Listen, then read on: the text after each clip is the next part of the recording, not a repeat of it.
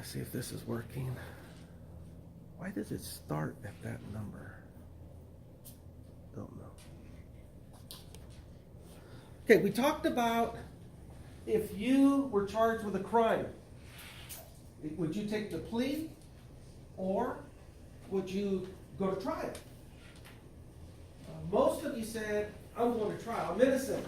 Remember, nobody, you missed that part, you did. You're innocent. You did not commit the crime.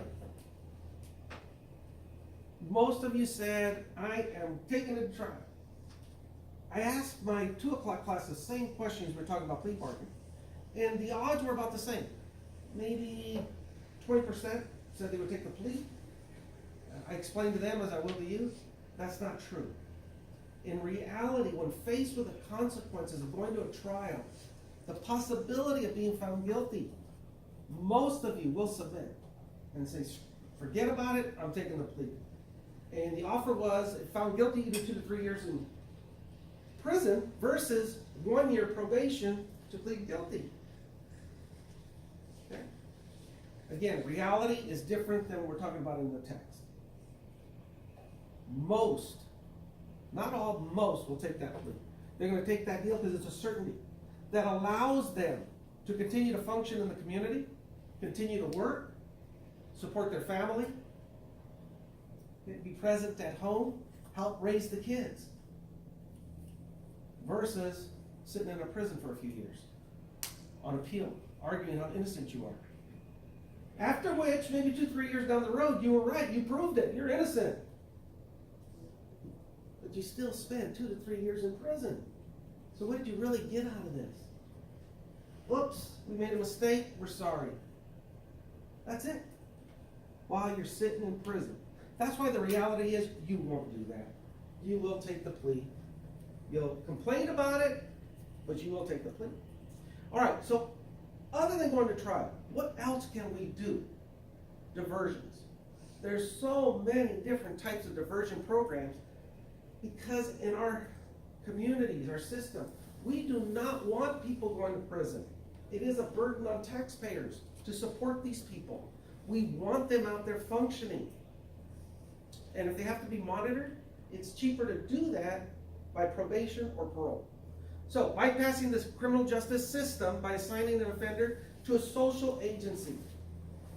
In lieu of going to, say, county jail, it's a minor offense, but you're looking at 6 months in the county jail. What if we could place you with a social agency that you're interested in? For example, you're an outdoors person. Your crime had to do with something you did while hiking. You committed a misdemeanor offense. The court's going to try to place you maybe with a Bureau of Forestry, Department of Forestry. You could be out there volunteering to clear out hiking trails, give tours. They want to design the probation so, yeah, it's a burden because you're not getting paid for it, but at least it's something in your skill set. Does that make sense, guys? Okay? The likelihood of success goes up. It is a punishment, but at least you're not picking up papers on the side of the street. You're doing something you enjoy, you're using your skill set, and you're repaying a debt to society. Provides expanded options with which to respond to the criminal behavior. Different types. Prosecutor won't press charges if the program is complete. Prosecutor suspends charges, drops at completion, and guilty plea is dismissed if the program is completed successfully. What they're not really saying here, if you complete the program successfully, most courts will not only drop the charges, they expunge it from your file. It never happened.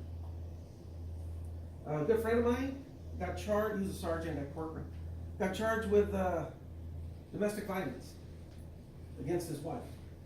And if you knew his wife, you wouldn't blame him. This lady was something else. And his name Mike.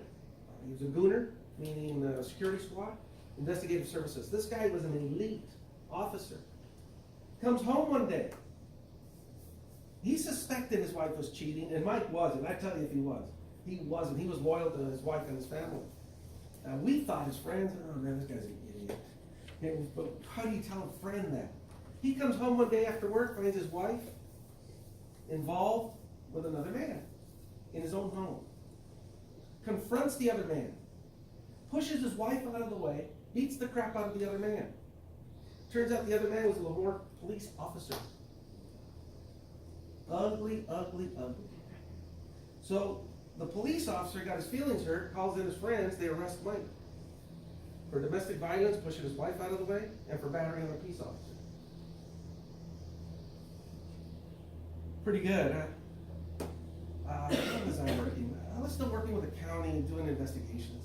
So I got to get on the inside and hear what was going on.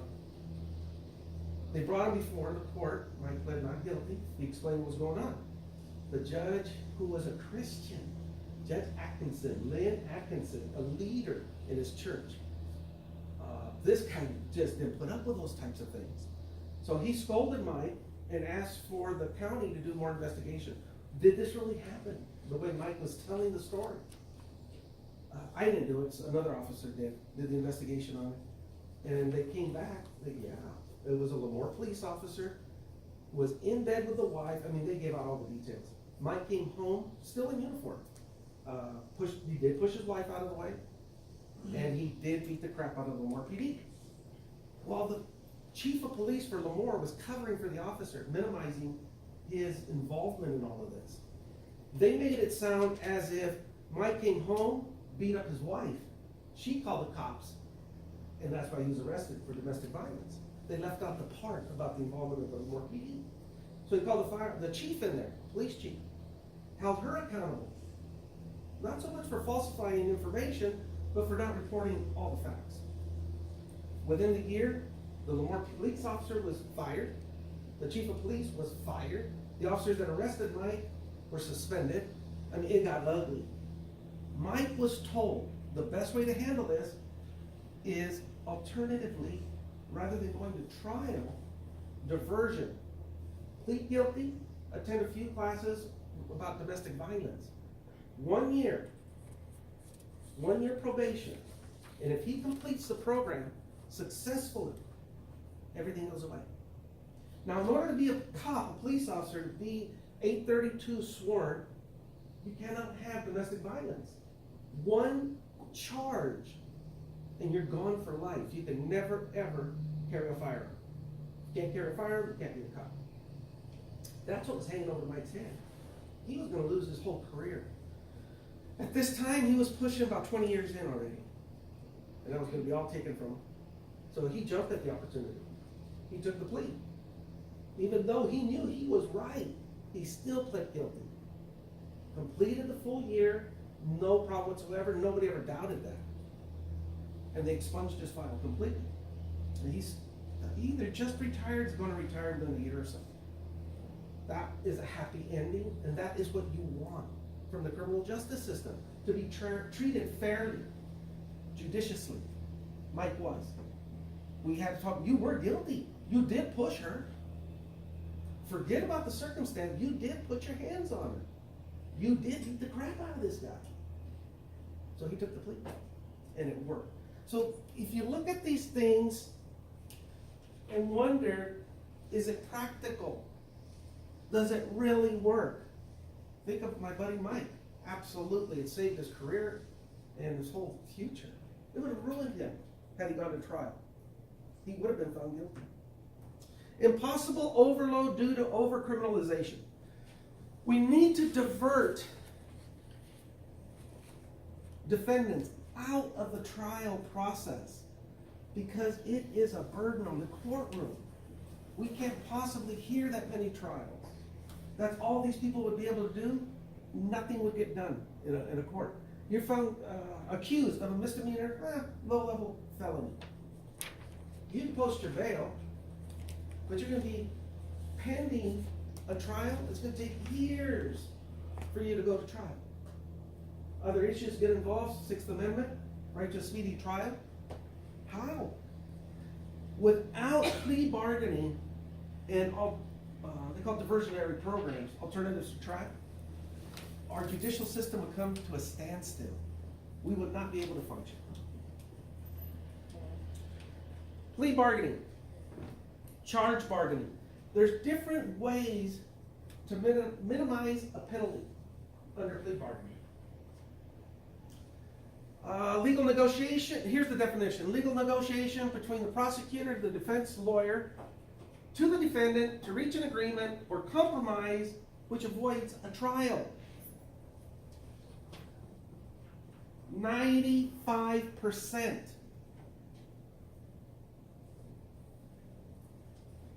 20 of you in here. Only 20% said they take the plea. This is reality. One of you would only go to trial. Everybody else, you take the plea. Negotiation between the prosecutor and the defense attorney. The defense attorney acts as the defendant's representative to get him the best possible outcome. Defense attorney cannot agree to any type of a plea stipulation without the defendant's approval. They've got to run it by the defendant. Let's watch this. I have a quick question. Yes, sir.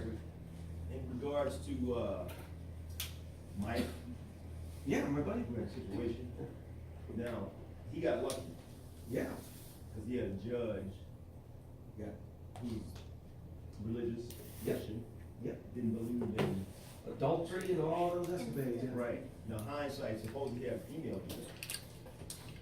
Luck of the draw. Absolutely. We have a couple there. Donna Carter, she was an attorney. I worked for her quite a bit. And now she's a judge. I think she too is just matter of fact and would not put up with all that baloney either. But it does depend on the judge you draw. You don't get to pick your judge. And if you believe the judge can't be fair, you can ask them to recuse themselves. You remember we talked about recusing the judge. But more than likely, they're not, and you're stuck with them. Good point. Yeah, you might not get the outcome you wanted. A lot of it is luck. Did that help? Yeah, because I was just saying that because, some Yeah. people are definitely against domestic violence. Absolutely. And even though he was a stellar officer, Yeah, his career could have been done. completely. had Well, he let's not- add to what you're saying, Mr. Park. What if it was a female attorney who had been the victim of domestic violence? Do you think she could be fair and impartial? You don't know. The opinion of a neutral person would be no. But bringing that to that person's attention, you're challenging their integrity. It doesn't go over very lightly, I'll tell you that. But they do have to consider it. If they recuse themselves, then you're good. But if they don't, that's why they have the appeal process. And unfortunately, it could have gone that way. Anybody else? Let's see what this is. What's the challenge is? Oh, steps are. Step 1, there has to be a crime committed. For instance, robbery. Okay, we're gonna go back a little bit and review the actual process, because that's what we were talking about at the beginning of the chapter.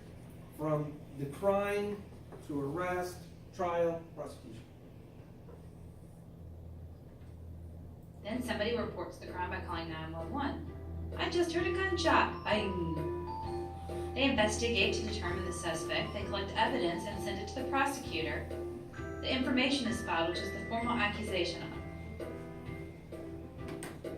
Then there's an arrest warrant issued by the court and an arrest is made. The Miranda rights must be read. The defendant is booked, fingerprinted, and photographed. Then an arraignment is held where the information or indictment is read and the accused pleads guilty or not guilty. They can either be kept in jail or released on bail or released on their own recognizance. If they plead guilty, they'll be sentenced. If they plead not guilty, there will be a preliminary hearing. At the preliminary hearing, evidence will be presented to determine if there is cause to hold the defendant for trial. Then we need to prepare for the trial. We're going to find evidence and continue with our investigation. The prosecution says he's going down. I just found video evidence. Ha! I found an eyewitness to prove that my client is innocent. They're going to be trying to find documents and witnesses as to the facts of the crime, such as videos and someone who could testify as to the time of the crime. Subpoenas might be issued that commands a person to appear in court or produce evidence at the trial. Motions can be made at this point ordering an action to disclose, admit, or suppress evidence. Then the trial procedure starts. At this point, we're going to select 12 members for the jury. They are randomly selected through a list of taxpayers, voters, or drivers. Potential jurors are then questioned by the prosecution and the defense in a process called voir dire. This is done orally and in writing. The goal is to determine who has the ability to judge impartially on the matter. Then have a chance to make some challenges, and that's to get rid of some jurors. For instance, strike juror number 2, she's the defendant's sister. That's called a challenge for good cause, any ties through birth, marriage, or employment. Or strike juror number 7, just because I said so. A peremptory challenge dismisses a juror without any reason. The jurors are then sworn in. Opening statements are presented. Prosecution goes first. They will present an overview of the trial, what they intend to prove. Then the defense will go and explain what their evidence is going to show throughout the trial.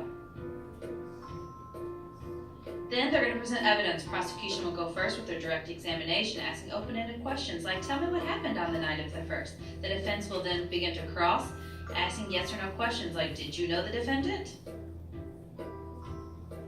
When they present evidence, they're going to present testimony such as physical evidence like documents and charts, photographs, or weapons. The evidence includes anything that provides information to prove or disprove the alleged facts of the crime. The prosecution then has a chance to redirect, and then the defense can recross. Now the defense calls their own witnesses in what's called the direct examination, where they will ask open-ended questions like, explain what happened on July the 1st. Then the prosecution can cross-examine by asking a question like, were you at home at 4 p.m.? Both sides will then give their closing arguments. This is one last chance to win the jury over. Prosecution goes first, and then the defense. The judge will then give the jury instructions. These are rules of law governing issues of fact that they must decide. In these instructions, he will specify the required elements of the alleged crime that must be shown by the evidence beyond a reasonable doubt. The jury then goes back to deliberate, talking about the issues of fact in the case, and they will reach a verdict which must be unanimous.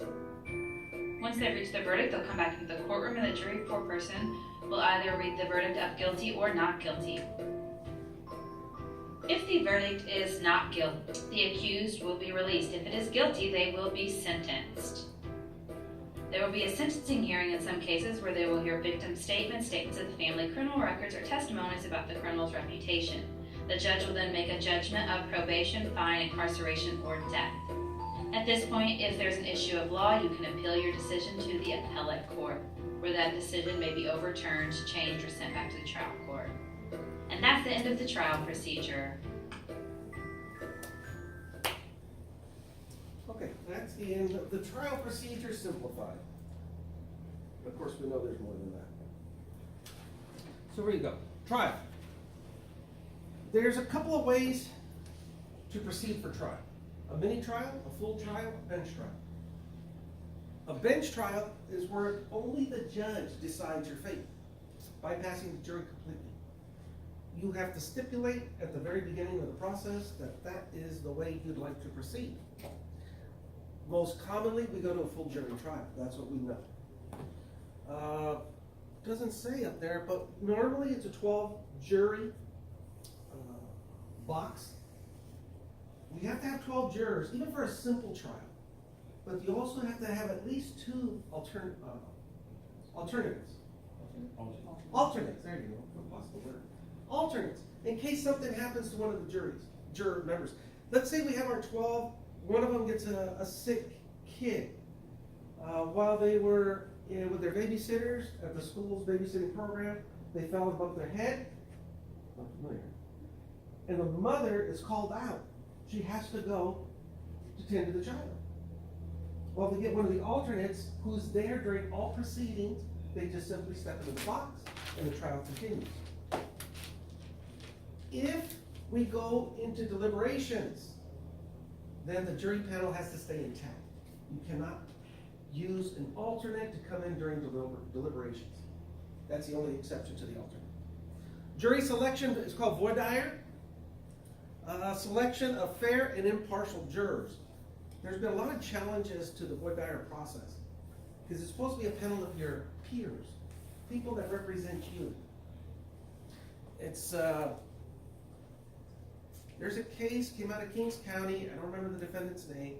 A black gentleman was charged with a crime. He wanted a panel of jurors of his peers. He didn't get it. It's only white people. I don't know what the heck. I've done in Kings County where this case originated from. Where I actually took a case to trial, maybe 100. About 100. So figure that 100 going to trial. 12 members. We always talk about the regular jurors, not the alternates. 12. That's 1,200 jurors. Out of 1,200, 0 black jurors. 0. And that's what the contention was. How could this be fair? Supreme Court shot it down. Of course, they're going to take another look at another case because there's other cases like this. It's just wrong. It really is. So, the jury selection. Fair and impartial jurors. Come on, they have to talk about it. No.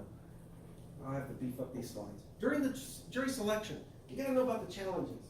Challenge for cause and preemptory. 2 types of challenges.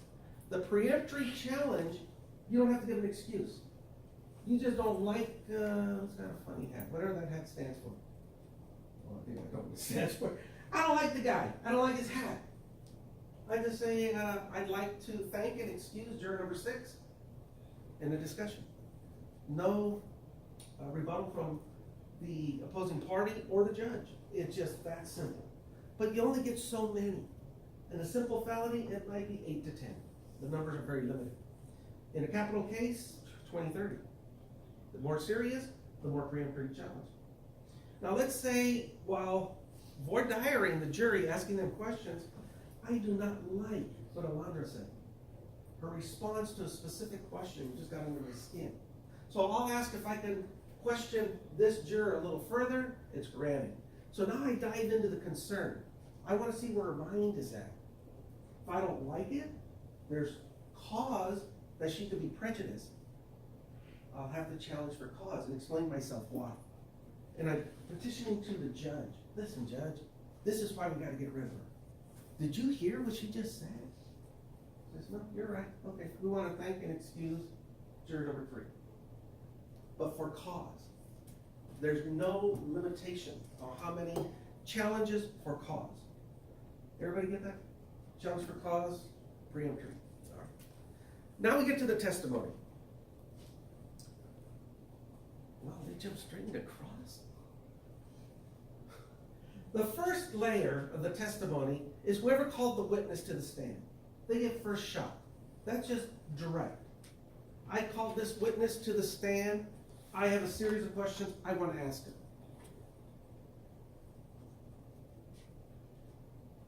I'm done. I'm done with the witness. I rest. Opposing party gets to ask questions. Okay? That's cross. Direct and cross. So they're going to ask a series of questions. Now I'm sitting back here and I'm taking notes because I don't like what that person's saying. I don't like what the way my witness is responding. So they're going to ask me, after he rests, they're going to say, do you have any further questions? Yes. That's redirect. I get my witness, so whoever called it is the direct. When I question on other occasions, it's redirect. And there's no limit to how many times you can redirect question a witness. I rest.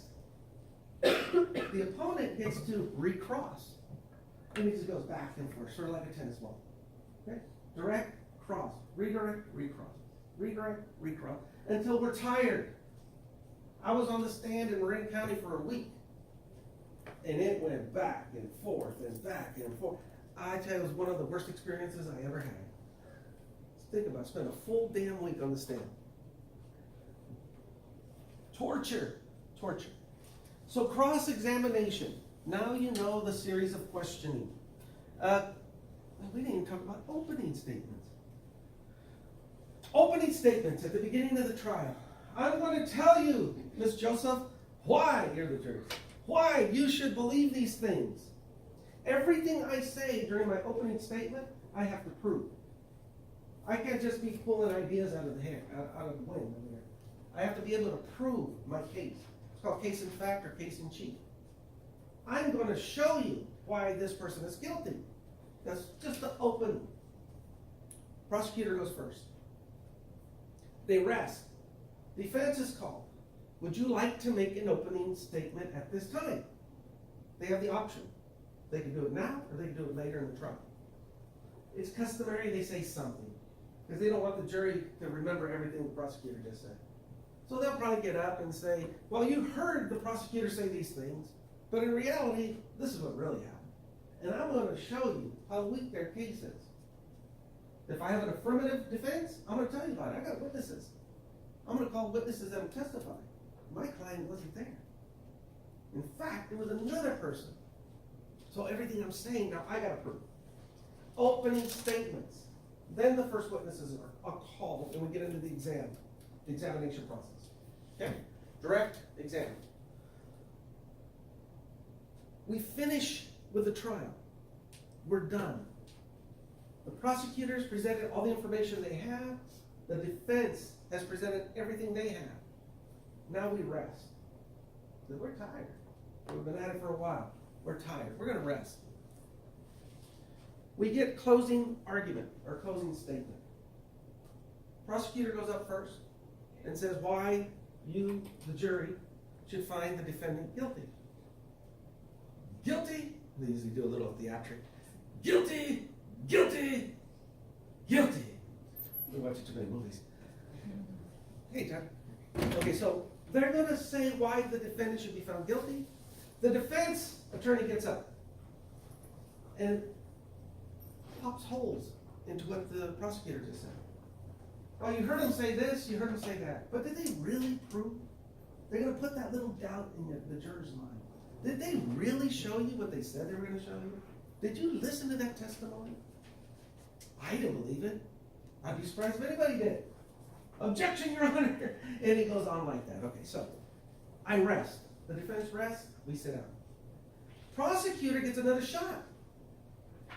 Because they have the burden of proof, they get another shot after the defense rests. Just the way the legal system said it. I said originally these things, you heard the defense say this, but you're smarter than that. You know this person's guilty. They're going to plead their case one more time. Once they're done, the case is rested completely. The jury receives instructions. They didn't say that one either. The judge has to tell the jury how to proceed, what rules to follow. And they give them a booklet. This is the rules you will follow. This is the evidence you can consider. You must discuss the issue, deliberate on it, and when you have a unanimous verdict, you contact the bailiff, and we'll bring you back out to read the verdict. He discharges the jury to the bailiff. The bailiff now is tasked with the welfare of that jury. He makes sure that they're comfortable, brings them food if they're hungry. That's like a kid. That jury is that sheriff's kid. That's his job. Make sure nobody bothers them, that they have everything they need. So the jury deliberates. They get to a conclusion, unanimous. They notify the bailiff. Usually it's a light or a bell. Yeah, we're ready. He doesn't know what happened, but he contacts the judge and says, Your Honor, the jury has reached a decision. We're ready to reconvene. So the court clerk makes all the calls, gets everybody back in. If the defendant's sitting in a prison somewhere or a county jail, they have to bring that person back in. They have to get all counsel, all the involved parties back into the courtroom. Once that's done, the judge will tell the bailiff to go ahead and bring the jury back out. Then he'll ask the jury foreman if they reached a verdict in open court, and it's all being recorded. If they reached a verdict, they'll read it in court. How find you? Your Honor, we find the defendant guilty on all charges. That's about it. Okay, thank you. Then we get to the sentencing phase. Oh no, they're talking about a no verdict. Okay, so if they don't reach a unanimous verdict, and we don't know yet how the jury's divided, but let's say it's 7-5. 7 for guilt, 5 not guilty. So they tell the judge, we don't have a unanimous verdict. The judge is gonna ask, how are you divided? The foreman will say 7 for yea, 5 for nay. Do you think you can reach a unanimous verdict if we go back into chambers? They'll say no. We've tried, there's just no way. Once the judge is convinced there's not gonna be a unanimous verdict, he'll call it a hung jury. There is no verdict. The case isn't dismissed yet. The prosecutor gets to decide, what are they gonna do? What are they gonna do? Or do they intend to refile charges?